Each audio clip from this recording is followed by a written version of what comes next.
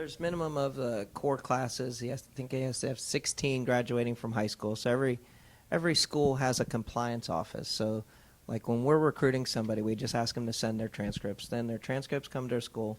Usually we can get them assessed within 2 to 3 days after receiving them. So then they take their high school classes, they get their core classes, and see if they match up with NCAA standards, not so much school standards, NCAA standards.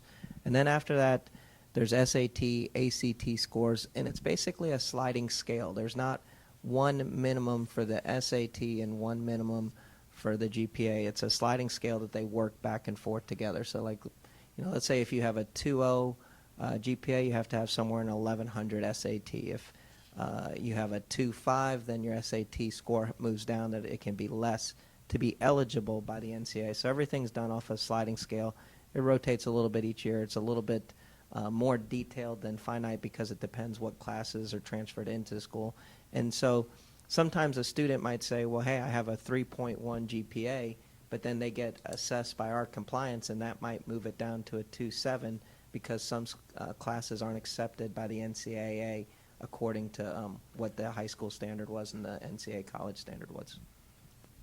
Yeah, what I would suggest is make sure you talk to your guidance counselor at high school. The sliding scale keeps moving, and it's consistently moved over the last 4 or 5 years. It used to be this, and now it's this, and now the GPA has got to be higher than it used to be. I think next year or the year after it's a 2.5 minimum, and that's where the guidance counsellor can double check with the actual official rules, because it does change every other year. So from an academics perspective, I'll relate it back to my first answer. The better you are academically, the more appeasing you are to our sport as well as baseball and as also basketball, in the sense that we all want quality student athletes. It doesn't affect the scholarship perspective on basketball, but it affects the culture of the program, and we're always looking for high, intelligent players. And the only thing, that's great stuff there. The only thing I'll add is do it sooner rather than later.